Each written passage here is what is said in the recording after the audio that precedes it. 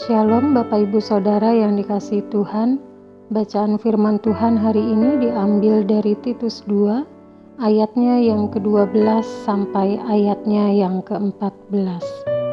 Ia mendidik kita supaya kita meninggalkan kefasikan dan keinginan-keinginan duniawi, dan supaya kita hidup bijaksana, adil, dan beribadah di dalam dunia sekarang ini dengan menantikan penggenapan pengharapan kita yang penuh bahagia dan penyataan kemuliaan Allah yang maha besar dan juru selamat kita, Yesus Kristus, yang telah menyerahkan dirinya bagi kita untuk membebaskan kita dari segala kejahatan dan untuk menguduskan bagi dirinya suatu umat kepunyaannya sendiri yang rajin berbuat baik.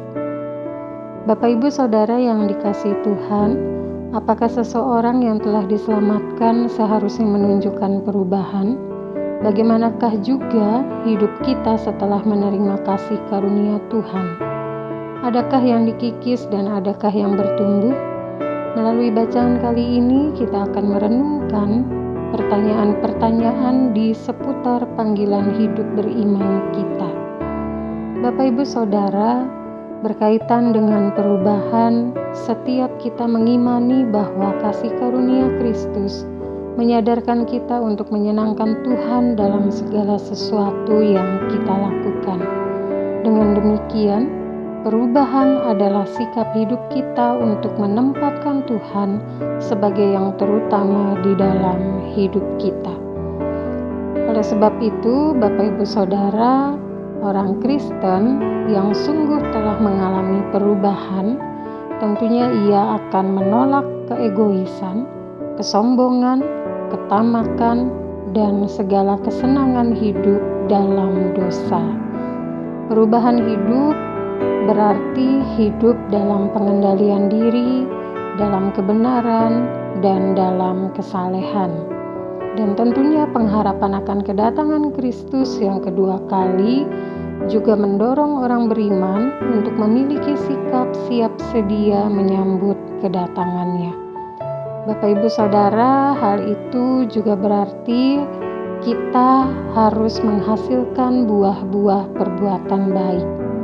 Keselamatan memang seharusnya menghadirkan dampak positif yang mewujud pada aspek-aspek praktis dalam hidup orang yang telah dibebaskan oleh Kristus.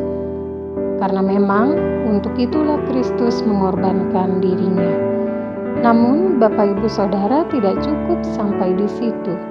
Bicara tentang kasih karunia bukan hanya bicara tentang manfaatnya bagi diri sendiri, melainkan juga bicara tentang memberitakannya kepada orang lain supaya mereka pun dapat menikmatinya juga. Jelas, kita perlu bersyukur atas kasih karunia dari Allah. Kita pun perlu melaksanakan tugas yang telah dipercayakan pada kita sebaik mungkin. Kita juga perlu melakukan pemberitaan kabar baik dengan penuh tanggung jawab. Pada akhirnya, Bapak Ibu Saudara, selamat mensyukuri anugerah keselamatan dari Yesus Kristus. Amin.